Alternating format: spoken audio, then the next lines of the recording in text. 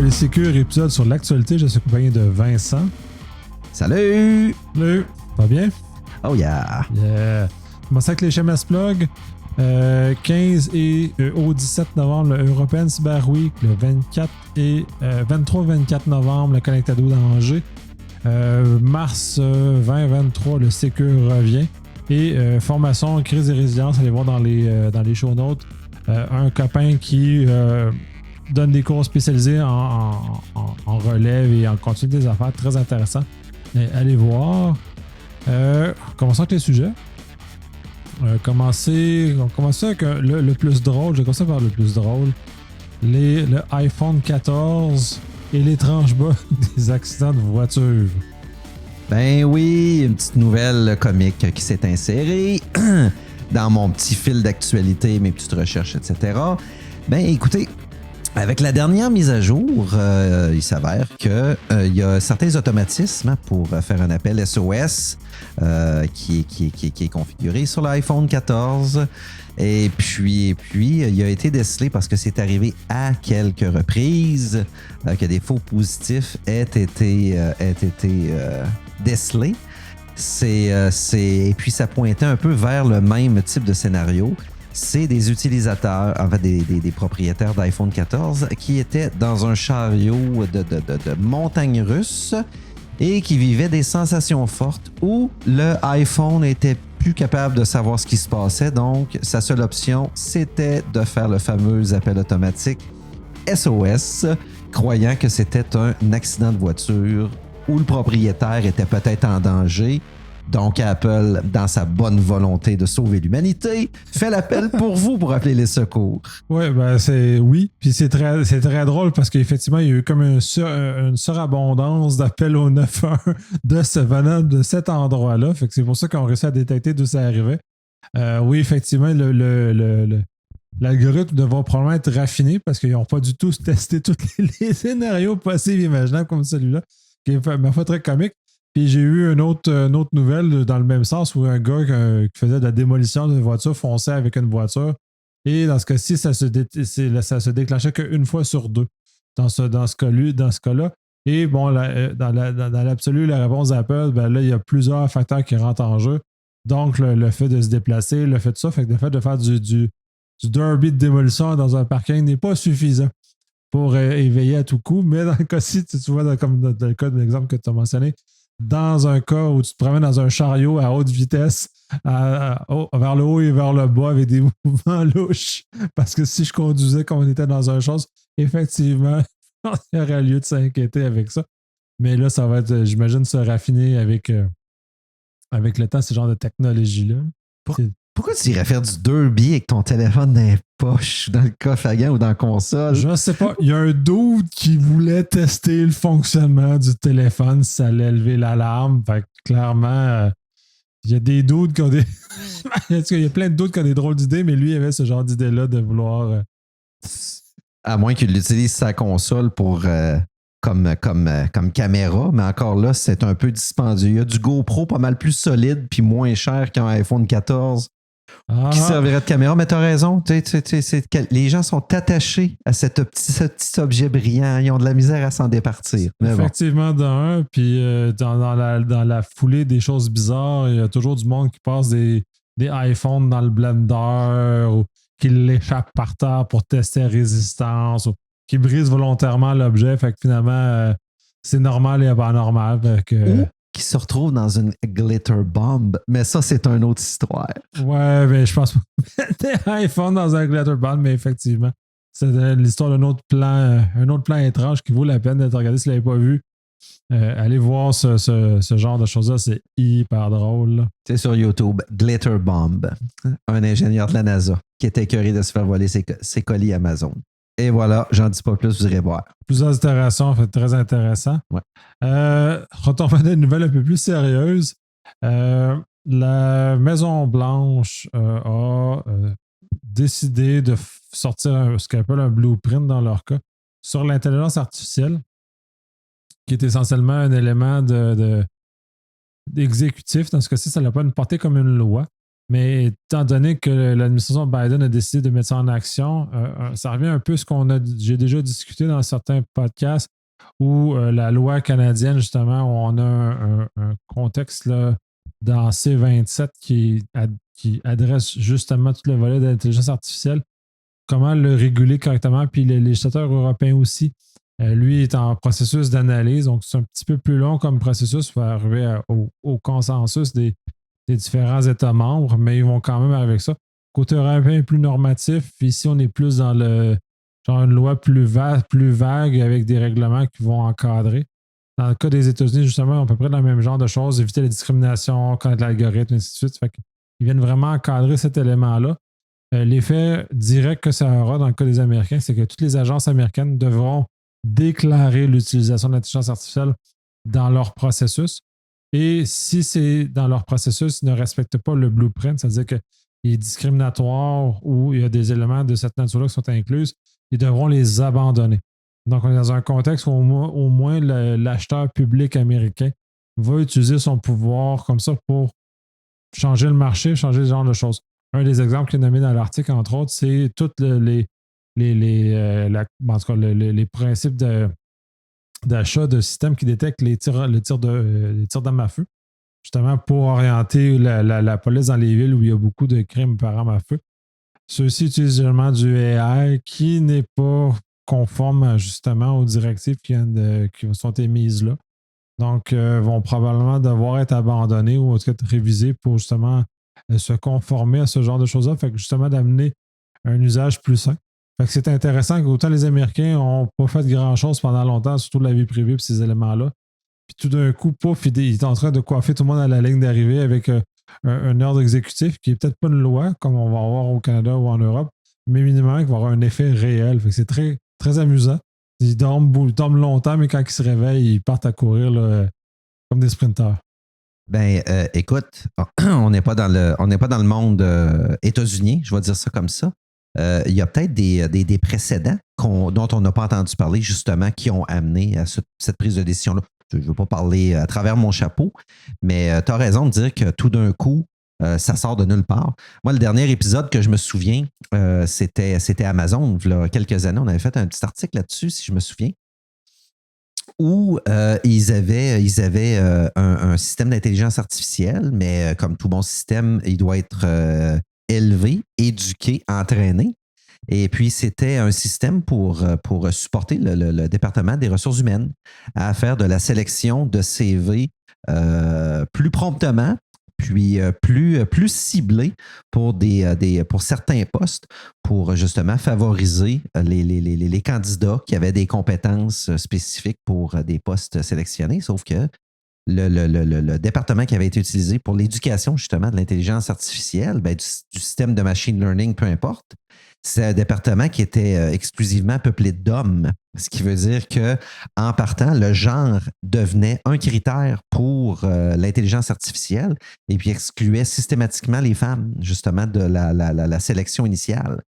Puis, Amazon s'en est aperçu, s'est excusé et a cessé justement l'utilisation de cet outil-là parce qu'il était hautement discriminatoire, puis ils ont eu de la mauvaise presse à cause de ça. Ouais, naturellement, mais c'est un peu ce que la Maison-Blanche essaie de résorber comme problème, donc d'enlever tout ce biais qui pourrait justement causer préjudice à des gens parce que les modèles de AI ont été mal entraînés ou entraînés des données qui ne sont pas représentatives de la société où il y aurait eu des biais qui se seraient installés dans l'élaboration. Fait, je trouve ça très bien qu'autant n'était pas en avant-scène que là, ils prennent l'avant-scène avec un geste comme celui-là. Je trouve ça intéressant. Je sais que l'administration Biden a émis beaucoup d'éléments très structurants au niveau de la cyber. Donc, je trouve ça intéressant de les voir se diriger comme ça. Ça va peut-être cadencer des différents éléments. Puis la nouvelle suivante, par rapport à ça, c'est encore la Maison-Blanche. On va mettre une initiative pour faire du labeling, c'est-à-dire d'essentiellement mettre des codes de sécurité sur l'Internet of Things, les objets connectés qu'on a dans nos maisons, les petites affaires thermostats intelligents, lumière intelligente, ainsi de suite. Donc, oui, justement, comme chez Vincent. dans lequel on est éclairé justement par des objets intelligents. Je vais voir si ça va descendre, l'intelligence va descendre sur nous autres. C'est une autre histoire, mais cela étant, fait qu'ils vont mettre ce genre de principe de labelling-là. Je sais qu'au niveau, puis dans cette initiative-là aussi, ils vont établir des ponts avec l'Europe, justement pour normaliser davantage les initiatives de cybersécurité au niveau dans l'Occident minimalement. Donc, je trouve ça très intéressant, ces différentes initiatives-là. Puis le labelling, mais je pense que c'est pas la première fois que je cite cet exemple-là. Je sais que la nourriture, en France du moins, je pense que je l'ai vu en Espagne aussi, ils ont des étiquettes de voir si c'est bon pour la santé ou pas. Fait qu'un sac de chips, ben, tu vas avoir un E, puis un céleri, tu vas avoir un A. Fait que c'est un peu essayer de guider les gens à faire des choix meilleurs pour leur santé en utilisant ce genre d'éléments-là. Fait que j'imagine que dans ce cas-ci, ils vont faire exactement le même genre de manœuvre pour réussir à guider les gens à faire l'acquisition de périphériques de connectés dans nos maisons qui sont plus vers le A que vers le E. Si on se fie au modèle de ce qui s'est passé dans l'industrie automobile, ça a incité les fabricants eux-mêmes à se réguler et à s'amener vers une situation plus favorable que défavorable. Parce que qui va vouloir acheter quelque chose qui est un E quand on peut acheter un A? Ben, la nourriture. Hey, c'est abrutissant, là, quand c'est rendu tu simplifies ce critère-là pour monsieur, madame, tout le monde qui. Hey, on le sait quand j'aime bien ton exemple, là, un céleri puis un sac de chips, on sait quel est plus nutritif, là. Hey, mais pour de la nourriture, hey, c'est abrutissant, là. Mais écoute, on a tout ça ici, on va-tu avoir ça ici? C'est sûr qu'on va avoir ça ici, ils le font en Europe, là. Fait qu'à un moment donné, ça va arriver. Pour un objet électronique qui pourrait mettre en péril ton identité numérique, ça, je peux comprendre.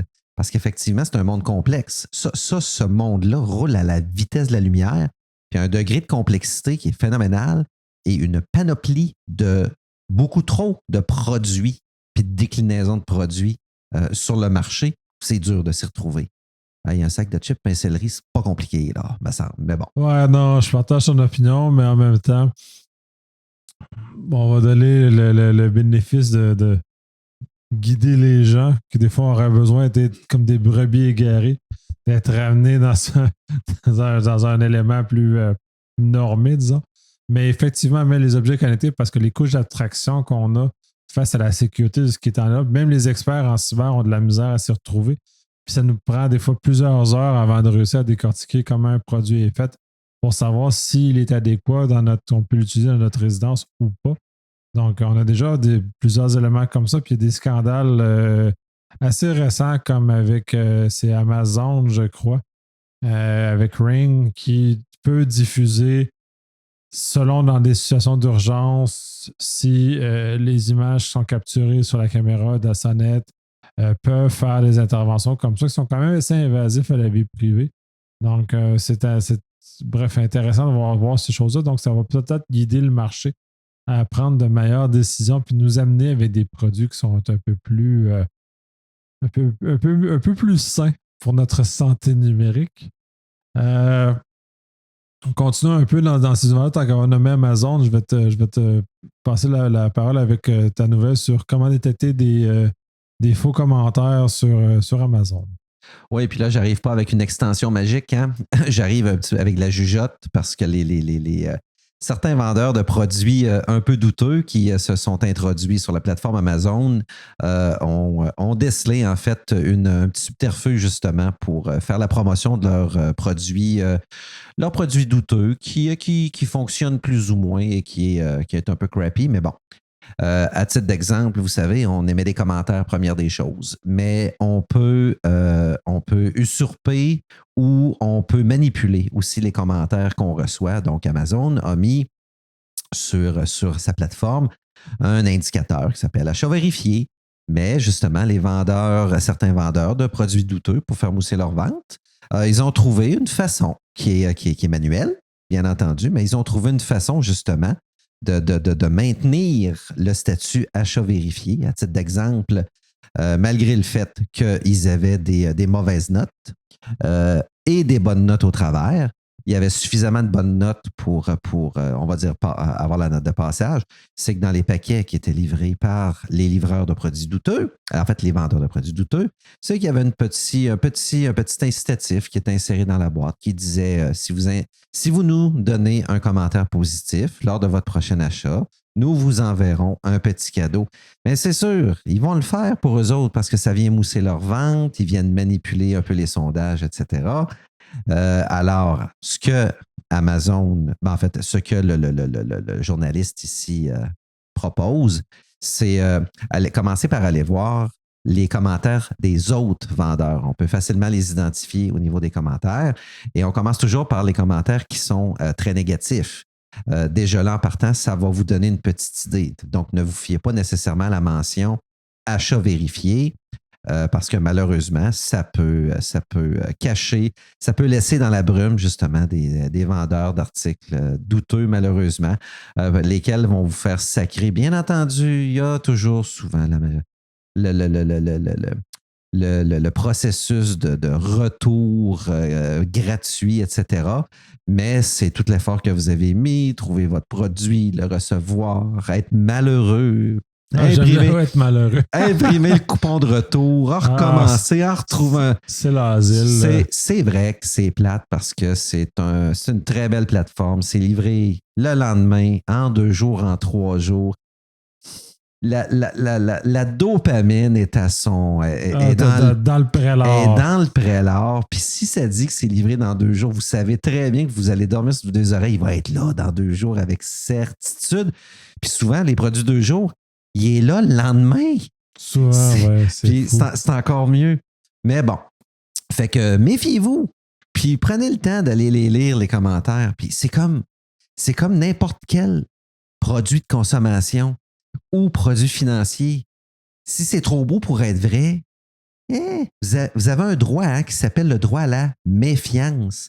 Ouais. Mais c'est vous le déclencheur de ce droit-là. C'est de vous donner la peine justement d'aller lire les commentaires, aller lire les commentaires négatifs. C'est exactement mon modus operandi justement quand ça semble trop beau pour être vrai. Puis ça prend moins de 10 minutes. 5, 6, 7, 8 commentaires, puis mon idée est déjà réglée, là. Puis, et voilà. Ouais, ça règle assez bien. Oui, pour en avoir acheté, en tout cas, je suis un acheteur assez massif sur Amazon. Puis justement, quand tu parles de retourner, ça m'est arrivé juste une fois de retourner un objet, puis c'était quand même un objet assez gros. Là. C'est un écran, donc il est quand même assez dispendieux. Ne fonctionnait pas sur réception, là, mort à l'arrivée. Fait que puis je l'ai retourné, là, tu imprimes, tu retournes. C'est un peu l'asile de faire le processus, mais bon. Pour ce type d'objet-là, je fais l'effort, là, mais quand tu t'achètes des petits gizmos à 15 puis tu fais pas l'effort, tu vas le jeter aux poubelles. Là. C'est sûr qu'écologiquement parlant, c'est vraiment un mauvais plan. Mais somme toute, c'est un mauvais plan de créer l'objet de mauvaise qualité aussi en partant. Là. Ça m'est arrivé, puis ton exemple de choses d'incitation aux commentaires positifs. Oui, je l'ai remarqué parce que je reçois souvent des petites cartes, gros comme une carte d'affaires, qui dit si vous aimez le produit, allez donner un thumbs up ou quelque chose, venez écrire des commentaires positifs, blablabla. Là. Fait que oui, c'est intéressant de voir que ça, puis je ne m'étais pas rendu compte que c'était dans cette perspective-là que c'était utilisé, qui faisait ce genre de démarche-là. Puis j'ai vu que ça s'est accentué dans les dernières, je dirais dans les dernières années, mais dans le fond, le confinement, ça fait juste 2 ans et demi. Depuis la dernière année, je vois de plus en plus de petits papiers ou de petits cartons, genre carte postale, dit merci d'acheter chez nous, machin. Comme si c'était toutes des petites entreprises qui produisaient ça. Fait qu'ils viennent interpeller tout mon sentiment. Mais ils ne savent pas, j'en ai pas de sentiment. Fait que pour moi, ça va dans le recyclage, ces petits papiers. Elle est bonne. Moi, je te vois la face, mais elle est excellente. C'est pas vrai qu'il n'y a pas de sentiment, Nicolas. Il y a juste. Il y a une intolérance à l'incompétence. Puis quelqu'un qui mendie pour avoir des bons commentaires sur une plateforme qui vient favoriser, mousser, etc. Hey, Seigneur du Saint-Ciel, c'est. Des fois, les voix du Seigneur sont impénétrables, mais ça, là, moi, c'est mendier, là, c'est. Vous avez une problématique. vous avez une problématique. Là. Vous êtes en péril là, pour être rendu là. Là. Ouais, mais c'est de la. C'est ça, rendu là, c'est de la fraude tant qu'à moi, puis c'est toute l'espèce de manipulation des stratégies. Fait que je suis pas super à l'aise avec l'usage de stratégies comme ça pour faire des ventes. Puis de toute façon, quand j'achète surtout ces genres de gizmos-là, qui sont généralement pas très chers, c'est parce que j'ai un besoin très spécifique, très précis pour le gizmo. Je ne commencerai pas à donner des commentaires positifs sous le gizmo. Ça a répondu à mon besoin. J'ai regardé mes commentaires un peu pour balayer, voir s'il n'y avait pas trop de commentaires négatifs. Parce que j'ai eu, comme tout le monde, plein de surprises. L'objet est plus petit que prévu. Ça, c'est un peu comme ça, c'est plus comme dans Wish. Wish, il y a de la fraude là-dessus. C'est sale. C'est toujours très drôle, mais il y en a un peu qui touche un peu chez Amazon aussi. Justement, je pense que j'avais acheté des lunettes. Mais finalement, elle était vendues comme des lunettes d'adultes, c'était des lunettes d'enfants. Fait que clairement, c'était pas la bonne taille. Fait que quelques éléments comme ça qui me sont arrivés, mais qui sont finalement très drôles. Mais non, ça, ce genre de. Moi, j'appelle ça de la fraude. Là. C'est de la mauvaise représentation. J'ai pas beaucoup de. Hey, c'est du chantage affectif. C'est épouvantable. C'est pour ça que ça marche pas. Moi, j'ai pas d'émotion. J'ai pas de sentiment. C'est du chantage affectif. Mais bon. Fait que, écoutez. Fait que vous le connaissez le truc. Puis encore une fois, c'est pas un truc sophistiqué qui sort de nulle part. Là. C'est une bonne vieille méthode. Écoutez, la prochaine fois que vous allez acheter une voiture, là, quand vous allez signer puis recevoir la poignée de main du vendeur, souvent pendant la poignée de main, il vous regarde, là, puis vous allez recevoir un sondage. Il ne vous supplie pas, hein? Il vous dicte de donner une excellente note puis d'émettre des bons commentaires. Hey, je suis venu acheter de la tôle, là. C'est pas compliqué. C'est quoi le prix? Je me suis pas déplacé pour rien. Je viens de signer le contrat. Tu l'as, ta note de passage. J'ai signé le contrat, là. J'ai dit, il faut que je remplisse un autre papier pour faire mousser ta commission, tes ventes, ou peu importe. Ouais, c'est ouf. On est dans un monde avec des drôles d'incitatifs qui amènent les gens à faire ce genre de choses-là, mais c'est juste terrible. Là. C'est pas le beau côté de l'humanité qui nous amène là. Puis justement, on ramène, c'est sur le fait des émotions d'un podcast. Je le mettrai dans les liens. J'ai un podcast où j'avais justement enregistré, on a parlé de 4 émotions qui étaient utilisées pour manipuler. C'est utilisé dans ce contexte-là. Faites attention, soyez vigilants. Puis comme tu mentionnais, si c'est trop beau pour être vrai, là, c'est généralement pas vrai. C'est justement parce que c'est trop beau. Fait que ça, déjà, c'est un bon signal que c'est pas la bonne chose, mais vigilance, puis c'est d'apprendre la vigilance pour prendre un peu sur l'article des étiquettes là, qui donnent la sécurité. Ben, on n'est pas toujours capable. Fait que si vous avez un doute, c'est quelque chose qui gratouille en dedans quand vous savez que vous voyez ce genre de choses-là, ben, peut-être écouter les petites gratouilles et puis creuser plus loin. Là. J'ai un autre petit truc que j'ai remarqué. Le gizmo en question, c'est parce que j'ai regardé pour un gizmo la semaine passée. Puis étrangement, c'était la même photo, là, mais vendue par 3 tracts différentes. 3 vendeurs, 3 fournisseurs, peu importe, à quelques piastres de différence. Par contre, le nombre de commentaires, il y en a un qui en avait quelques milliers, l'autre, il y en avait une centaine, l'autre, il y en avait une dizaine. Même maudite bebelle. Je suis allé voir en fait, celui qui en avait une dizaine, les commentaires étaient quasiment tous excellents. Celui qui en avait une centaine, les commentaires, en tout cas, l'envoyait vers la note de passage. Celui qui en avait des milliers, c'est drôle. Ça passait, mais c'était douteux. Puis, était-ce le même vendeur? Moi, je m'en fous. Mais c'était le même produit. Puis moi, c'est pas le vendeur que je veux favoriser ou que je veux. C'est pas le vendeur que j'achète, là. C'est le produit que j'achète pour me rendre compte qu'effectivement, c'est un produit qui était relativement merdique. La majorité des gens, c'était exactement comme tu as dit tantôt, c'est un produit mort à l'arrivée. C'était pas un produit trop petit, trop grand ou a arrêté de fonctionner. C'était mort à l'arrivée. Pour moi, c'était clair, là. OK. Fait que c'est le même produit mort à l'arrivée qui devait récupérer, puis refiler, puis refiler, puis refiler, puis refiler, puis refiler. Puis il se faisait ça à coût de 30$, puis 30$, puis 30$, puis 30$. Voilà. Moi, c'était pas compliqué, là. Ouais, c'est une stratégie de faire beaucoup d'argent, là. Mais c'est malsain. Bref, on a assez ça. De toute façon, c'est un genre de sujet qui reviennent souvent ça, dans l'actualité. Fait qu'on va avoir d'autres stratagèmes dans lesquels on va qu'on va aborder. Ma dernière nouvelle, c'est les breaches en info nuagique sont très majeures, très régulières, très, très, très présentes. Cette situation est très malheureuse pour travailler beaucoup dans le cloud présentement.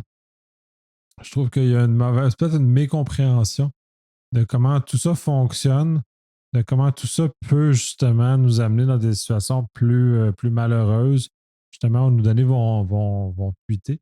La classique, c'est les Bucket S3, qui jusqu'à tout récemment exigeaient peu ou pas d'efforts pour rendre en partage public. Là, Amazon a mis beaucoup d'efforts justement pour qu'on fasse ça, puis il y a encore des gens qui le font malgré les multiples avertissements. Puis ça, c'est un élément, en tout cas, pour ceux qui sont propriétaires de tenants Amazon, il existe des stratégies pour empêcher vos utilisateurs de se tirer dans le pied. S'il vous plaît, déployez-les parce que clairement, les gens n'ont pas encore compris. La même chose chez Azure avec les blobs. Il y en a plusieurs éléments comme ça qui sont, puis on en a toujours régulièrement des fuites d'informations qui émanent de là. Fait que surveillez vos choses, faites contrôler. Faites l'effort minimal, puis pas laisser les gens faire ce qu'ils veulent. AWS, il y a des guardrails. Amazon, pas Amazon, mais Azure ensemble la même chose. GCP doit avoir la même chose. Je me connais très peu GCP, fait que là, je parle littéralement à travers mon chapeau, là, mais il doit y avoir des principes similaires qui empêchent de se tirer dans le pied. Mettez vos stratégies pour ne pas vous tirer dans le pied. Sinon, il y en a d'autres stratégies, là, les mauvaises configurations des bases de données. On en a vu beaucoup à une époque, les MongoDB, ça fuitait là, en fou sur Internet parce que les gens ne configurent pas des Elasticsearch qui étaient mal configurés au point où Elastic a pris l'initiative d'imposer les mesures de sécurité à l'installation. Donc, on ne peut plus compléter depuis, je vais mettre la version 7 de mémoire. On ne peut plus compléter l'installation sans mettre les mesures de sécurité en place, justement pour éviter que le nom de Elastic soit traîné dans la boue parce que c'est au final les utilisateurs qui ne savent pas configurer comme il faut. Comme MongoBD a été largement traîné dans la boue là, quand les failles ont été massivement diffusées sur Internet à l'aide de ces bases de données-là. Absence de chiffrement aussi, un autre problème. C'est pas magique. Mettez pas la clé de chiffrement à côté du chiffrement. Tu sais, c'est comme laisser la clé dans la poignée de la porte puis espérer, oui, ma porte est barrée, oui, mais la clé est là. Puis même en dessous du tapis de la porte, tout le monde le sait que vous cachez la clé le tapis, pouf. Fait que c'est pas très avantageux. Fait que c'est une fausse sécurité de dire qu'on a verrouillé la porte. La clé est en dessous du tapis, les commandes. Là, c'est ça. Fait qu'il faut changer un peu l'approche par rapport à ça. Par le fait de prendre contrôle de vos données. Prendre la propriété, c'est à vous.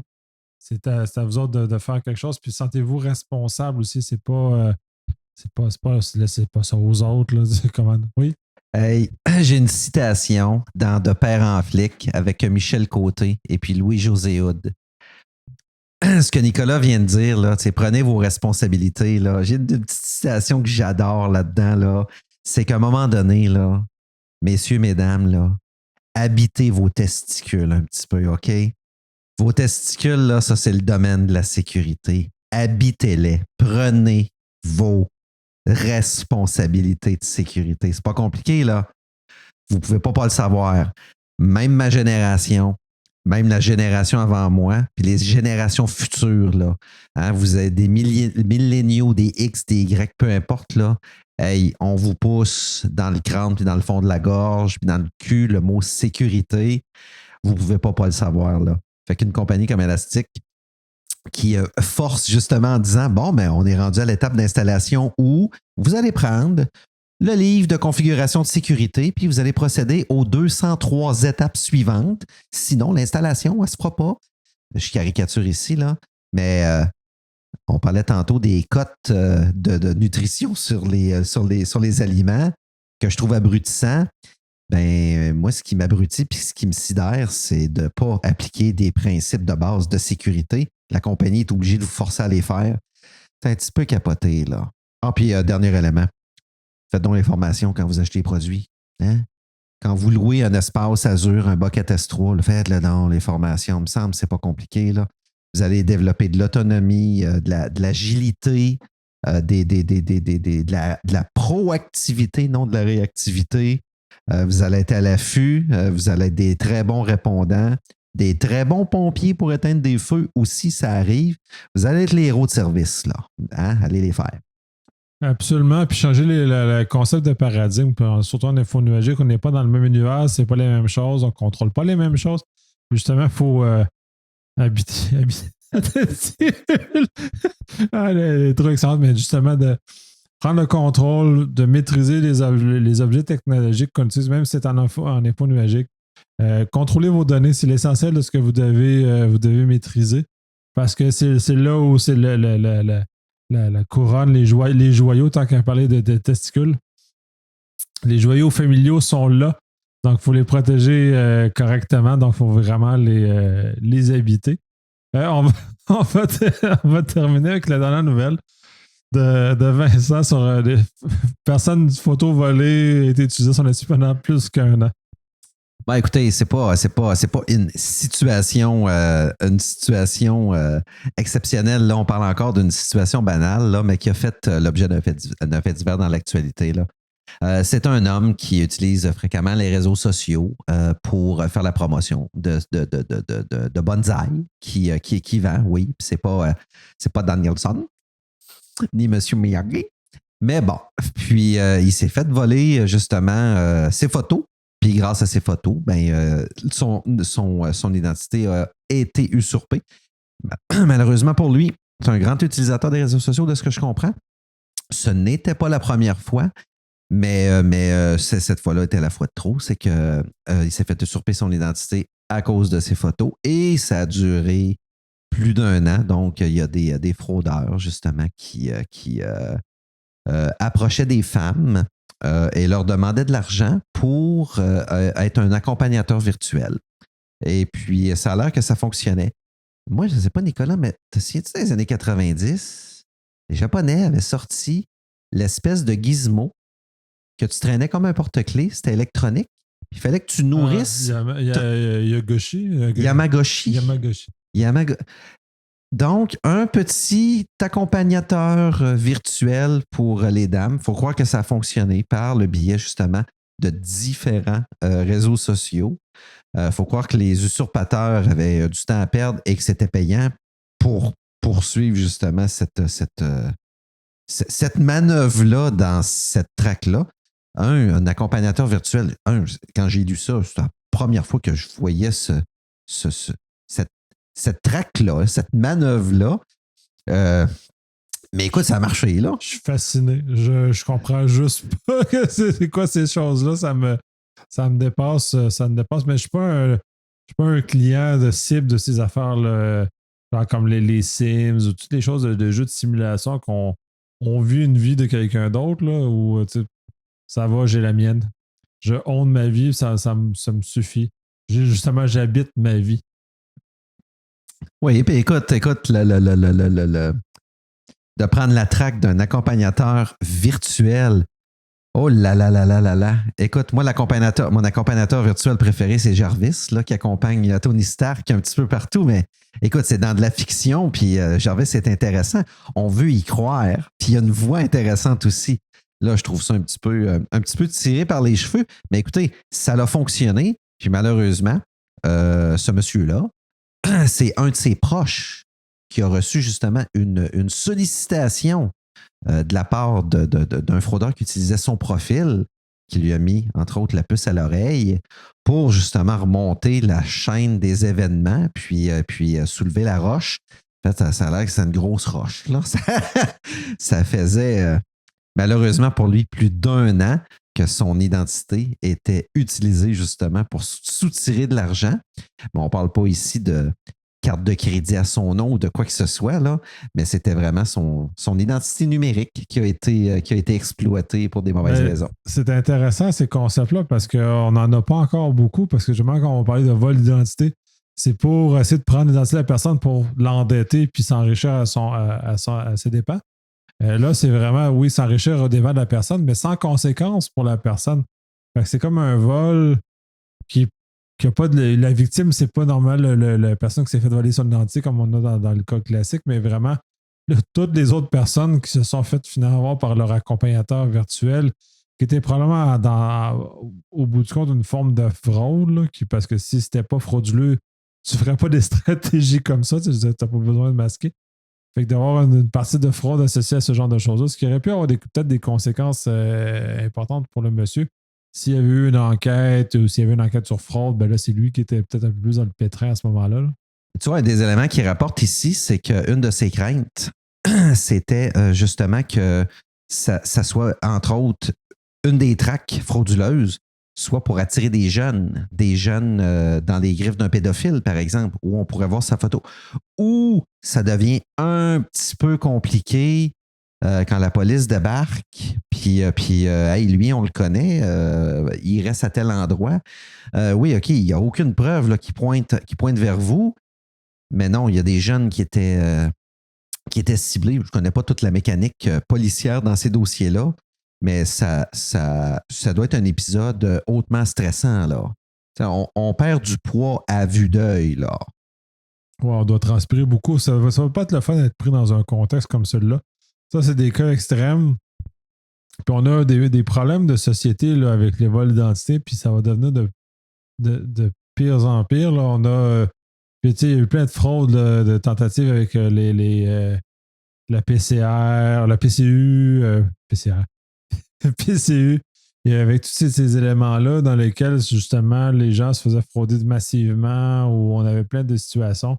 Puis c'est très difficile de savoir quand on est fraudé parce que ce monsieur-là, ça lui a pris 1 an avant de s'en rendre compte que son identité avait été utilisée parce que justement, il n'y avait pas d'effet négatif sur lui immédiatement. Fait que ça l'a étiré longtemps. Puis, toi puis moi, ça se peut qu'on se fasse comme ça, puis on s'en. C'est quoi notre capacité de le détecter?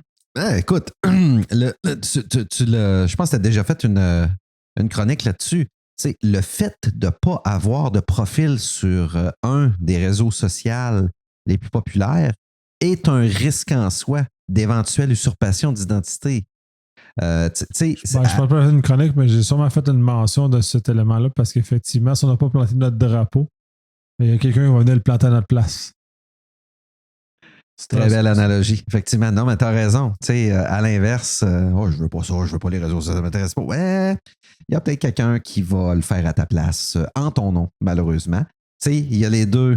Il y a les deux extrêmes. Là. Faut être. Faut naviguer. Faut naviguer des fois un petit peu en eau trouble. Là, mais bon. Mais ce monsieur-là, c'est ça. Il a été chanceux. Puis je dirais, il a été chanceux. C'est probablement, selon lui, pas terminé. Parce que là, il a contacté le Centre canadien antifraude pour justement faire la divulgation, pour justement que son profil atterrisse pas dans les mains d'un enquêteur pour des mauvaises raisons. Fait qu'au moins le Centre antifraude a un dossier pour on va dire, gérer ou désamorcer la situation. Mais bon. Fait que, puis ça a duré pendant plus d'1 an. Ça a été un pur hasard si ce monsieur-là a été mis au courant, justement. C'est par un de ses proches qui aurait reçu un lien avec son profil, mais qui est exploité par un des fraudeurs. Mais bon. Alors, Nicolas l'a dit. Comment est-ce qu'on peut avoir un radar ou un satellite sur notre identité numérique? C'est tough. C'est rendu tough de nos jours. Je pense être en maîtrise, moi, de mon empreinte numérique, mes réseaux sociaux. J'utilise un utilitaire pour la gestion des noms d'utilisateurs, des mots de passe pour mes différents services, fournisseurs, etc. Étrangement, fait quoi, Nico, depuis les années 90 qu'on a le début de l'Internet, le début de nos inscriptions, la folie où, à un moment donné, où on s'inscrivait partout. Puis, Ce qui fait que mon compte Hotmail est un très vieux compte, là. Puis je regarde ma liste sur mon LastPass, puis je suis impressionné. Je suis impressionné de la liste. Oui, j'utilise de l'authentification complexe, 2 facteurs, peu importe. Je me suis désabonné à gauche et à droite, mais c'est encore impressionnant le nombre d'abonnements que j'ai, que je maintiens, là, que je pense avoir de besoin, mais bon. Mais c'est mon empreinte qui circule, là. Ouais, ben ma voûte doit avoir après facilement 2 ou 300 comptes qui sont répertoriés.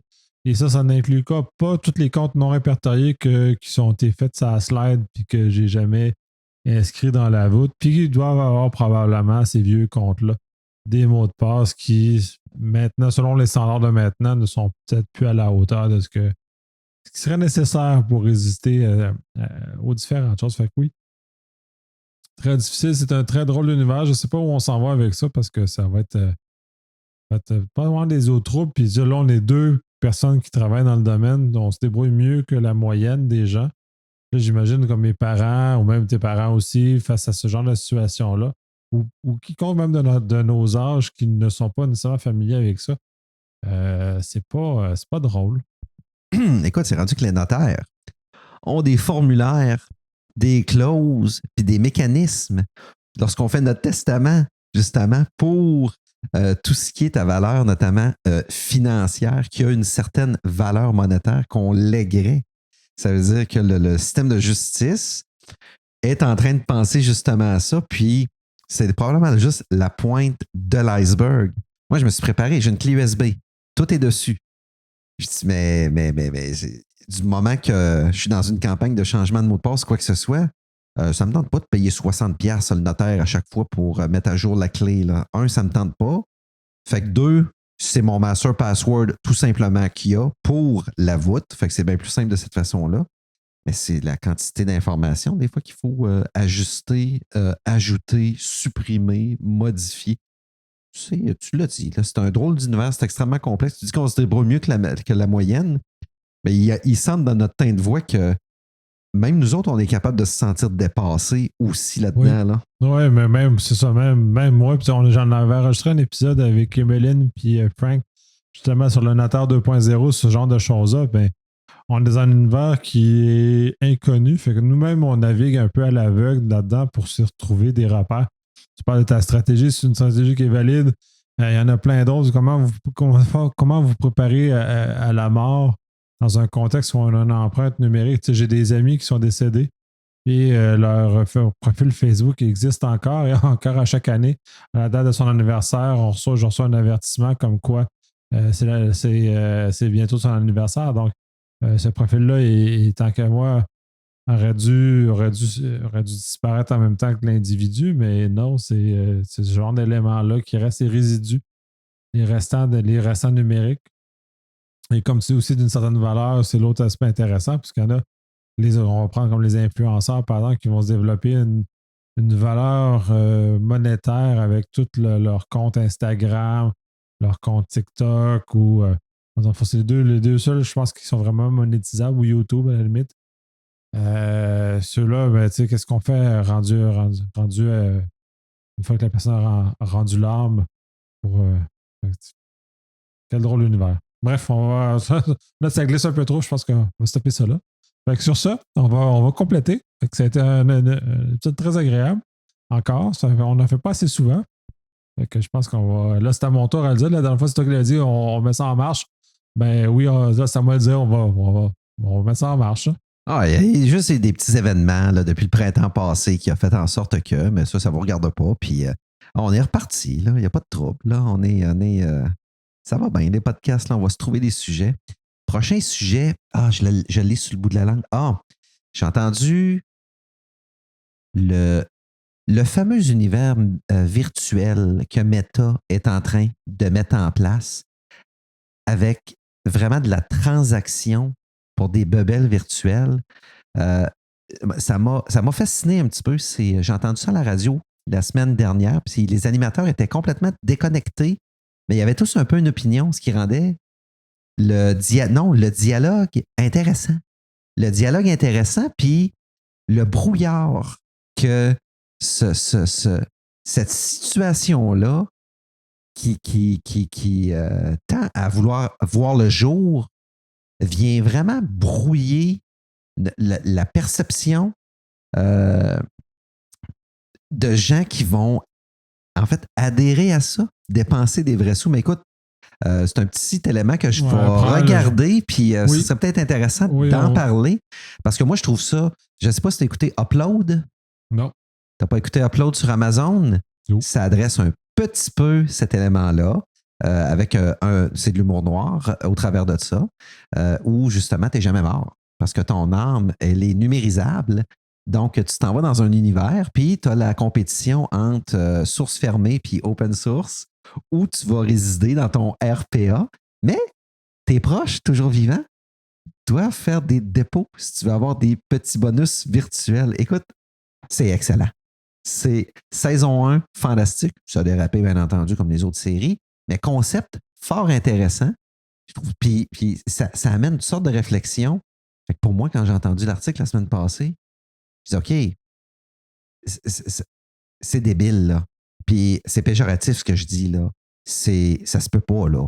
J'irai pas acheter un terrain virtuel à 130 000 $, là. Ouais, comme les NFT. Mais oui, on va réadresser ça dans un épisode qui va lui être ça parce que c'est assez vaste. Puis je pense qu'on va déraper beaucoup. Parce que je suis très sceptique face à ce genre de choses-là aussi. Je trouve ça bizarre. Ça me rejoint pas. Fait que je suis clairement pas le public cible. Fait que puis je suis beaucoup sceptique. Fait que sur ça, à la prochaine. Oui, à la prochaine. Au plaisir. Bye.